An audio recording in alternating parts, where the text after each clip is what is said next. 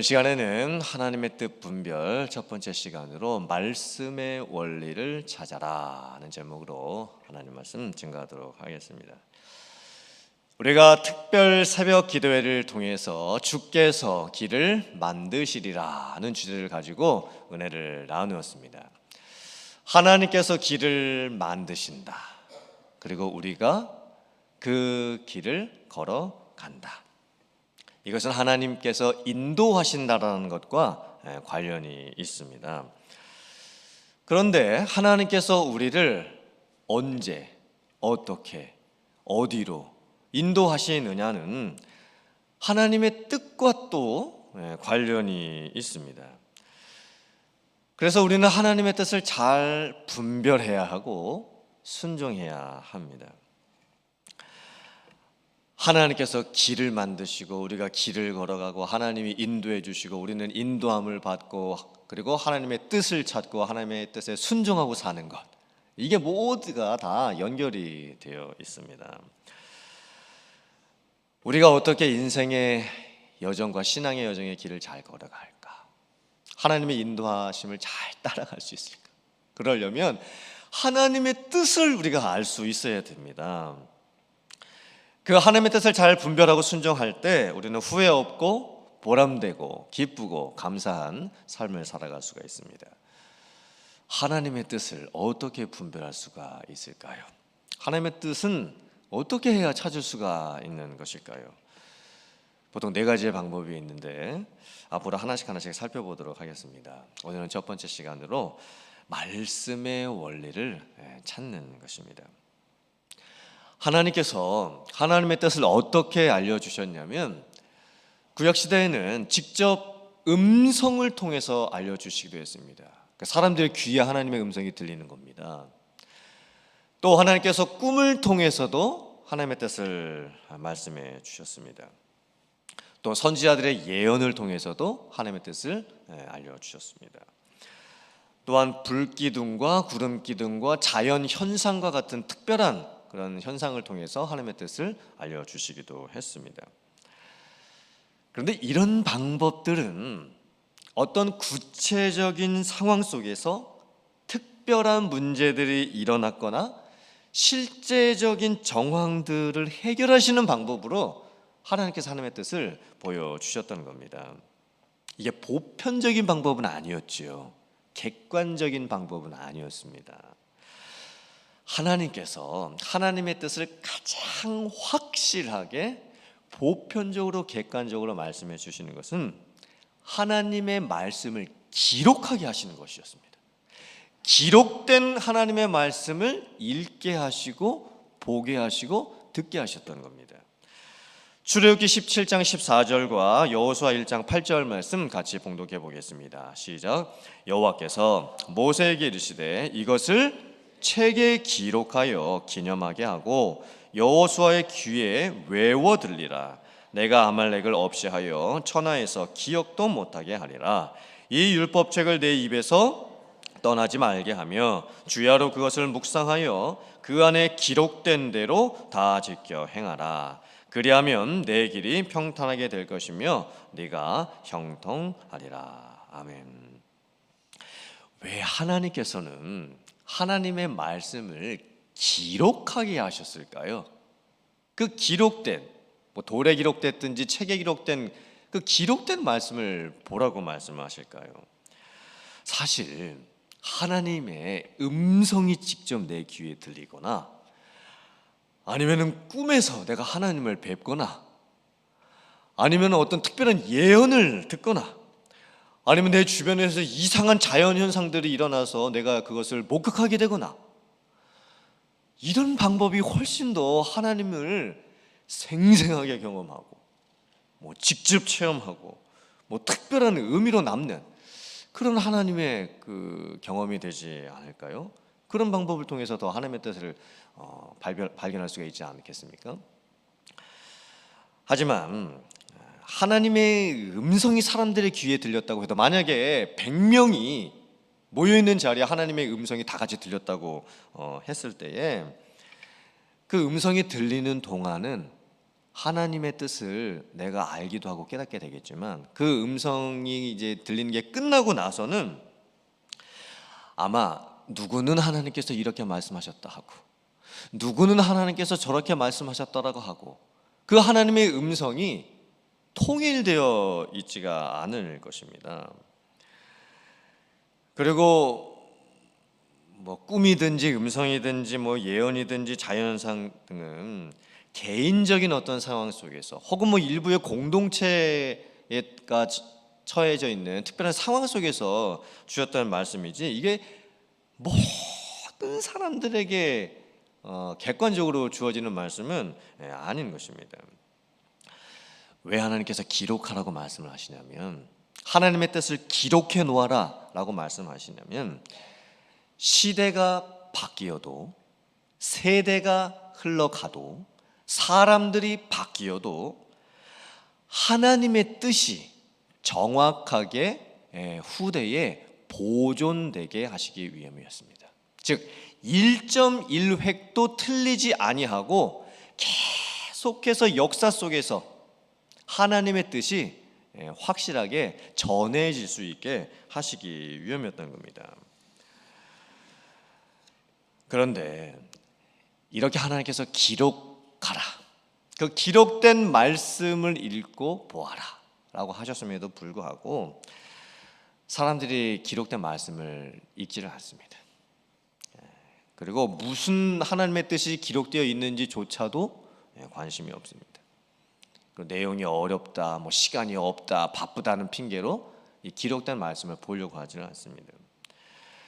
신약 시대에도 똑같았습니다. 고린도전서 4장 6절 말씀 같이 화면 보시고 봉독해 보겠습니다. 시작. 형제들아, 내가 너희를 위하여 이 일에 나와 아볼로를 들어서 본을 보였노니 이는 너희로 하여금 기록된 말씀 밖으로 넘어가지 말라 한 것을 우리에게서 배워 서로 대적하여 교만한 마음을 가지지 말게 하려 함이라. 신약 시대가 됐을 때 구약 성경이 기록되어 있었습니다. 그런데 초대교회에서도 이 예언 문제 때문에 많이 혼란과 문제가 일어났습니다.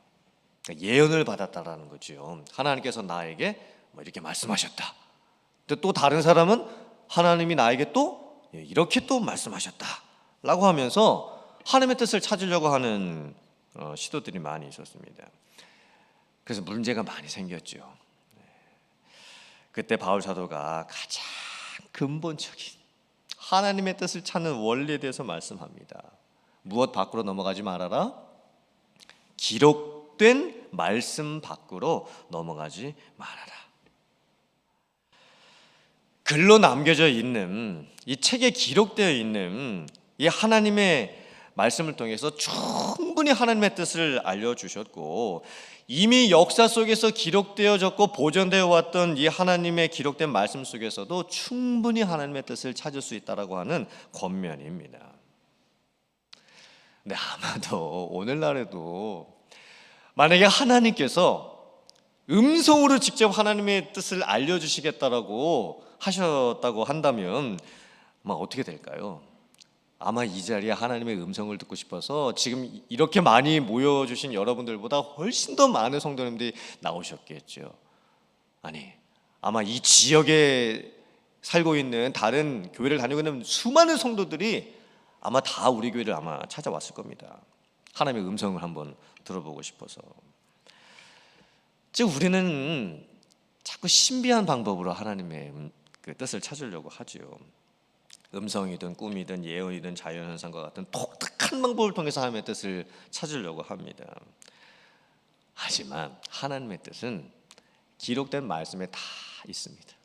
그리고 우리가 시간만 내기만 하면 언제나 어디서나 하나님의 뜻을 읽고 보고 깨달을 수가 있습니다. 근데 그것을 하지 않으려고 그러는 거예요. 신명기 17장 18절과 신명기 6장 20절 말씀 같이 봉독합니다. 시작. 그가 왕위에 오르거든 이 율법서의 등사본을 레위 사람 제사장 앞에서 책에 기록하여 후일에 네 아들이 네게 묻기를 우리 하나님 여호와께서 명령하신 증거와 규례와 법도가 무슨 뜻이냐 하거든. 하나님께서는 이 기록된 하나님의 말씀 성경에 사본을 만들게 하셨습니다. 여러 복사본을 만들게 하신 것이죠. 율법사들이, 서기관들이 그 일을 담당을 했습니다. 그리고 레위인들과 제사장들에게 그 원본과 사본을 맡겨 놓으시고 하나님의 백성들에게 읽어주라고 말씀을 하셨습니다. 하나님의 백성들은 지금은 저희들이 이렇게 성경을 다 각자가 가지고 있지만 그 시대만 해도 사본의 숫자가 제한되어 있기 때문에 일반 하나님의 백성들이 다 이 말씀을 가지고 있지를 못했죠. 그리고 이제 시간이 흘러가면서 이제 사람들이 이제 죽고 다시 또 태어나고 자녀들이 태어나면서 자녀들이 이제 하나님의 이 기록된 말씀을 뭐 직접 볼 수도 있었겠고 아니면 이제 제사장들과 레위인들이 읽어주는 그 말씀을 들었을 때 이게 무슨 뜻입니까? 이 의미가 무슨 의미입니까? 라고 질문을 하거든 그 뜻을 다 깨닫고 알려주어라 이렇게 말씀을 하셨던 겁니다. 그런데 문제가 생깁니다. 이 기록된 하나님의 말씀을 보존하고 읽어주고 가르쳐 주어야 될 책임을 갖고 있었던 레위인들과 제사장들조차도 이 기록된 하나님의 말씀을 가까이 하지 않습니다.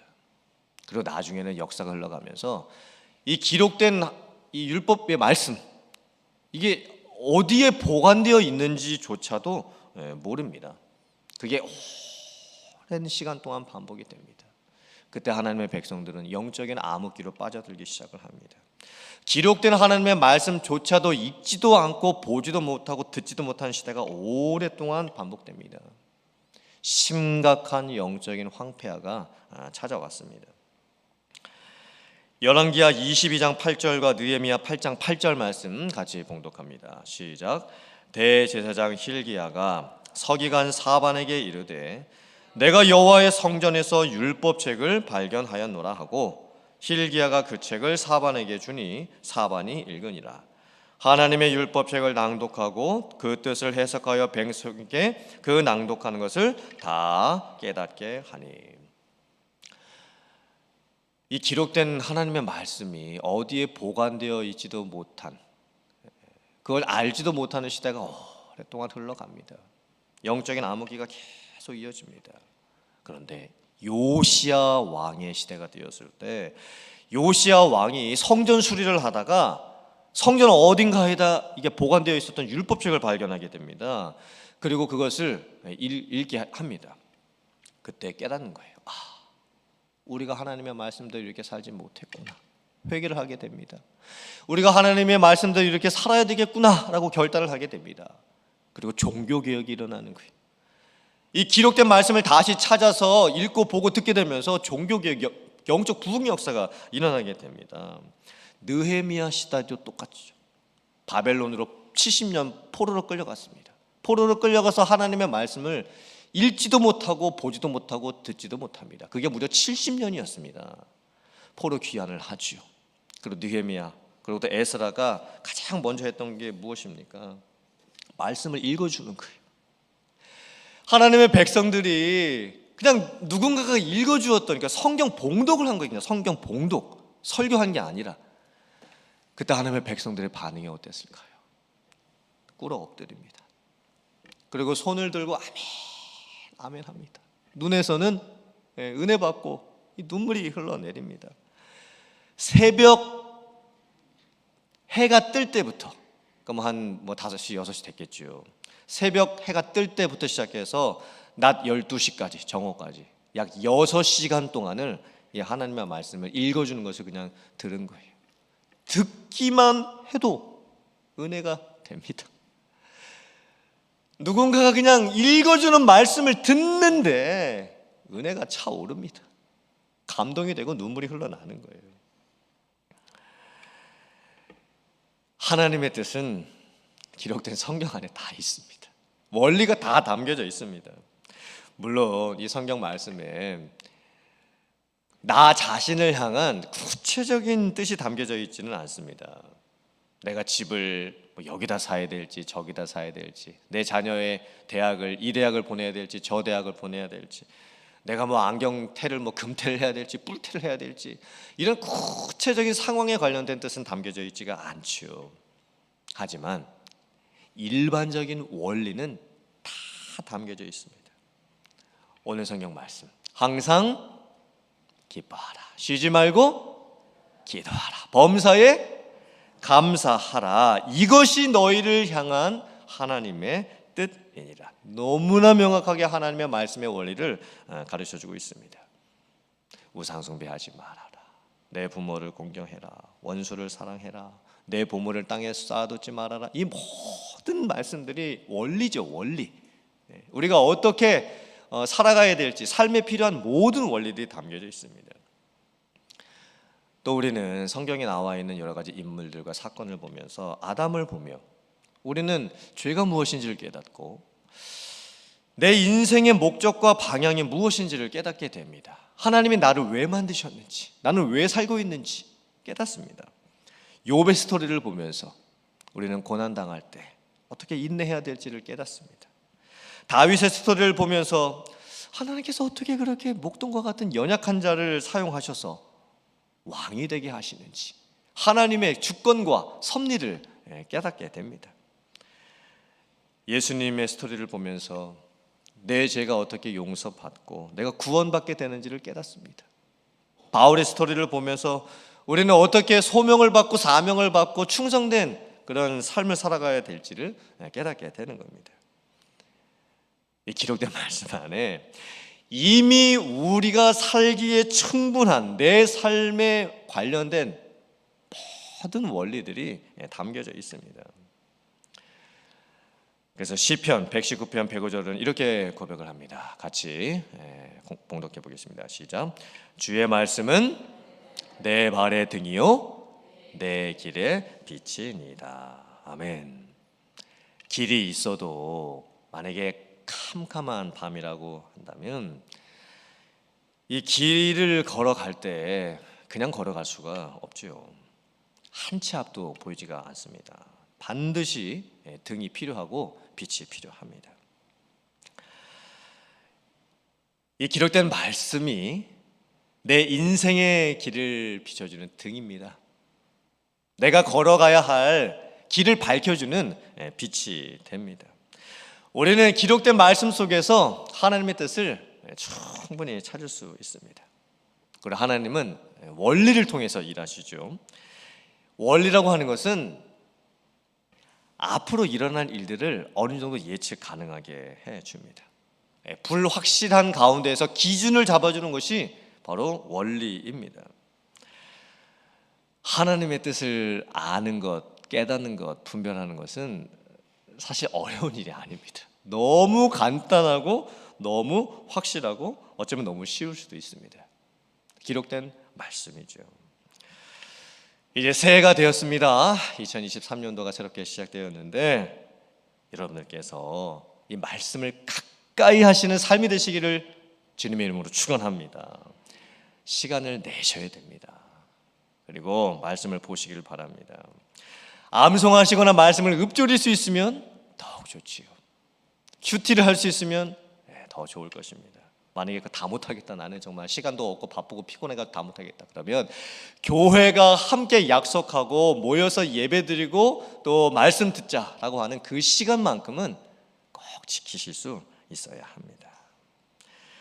기록된 하나님의 말씀을 통해서 하나님의 뜻을 찾고 또 깨닫고 그 말씀대로 살아가고 또 은혜 받고 힘을 낼 수 있는 여러분들 다 되실 수 있기를 주님의 이름으로 축원합니다.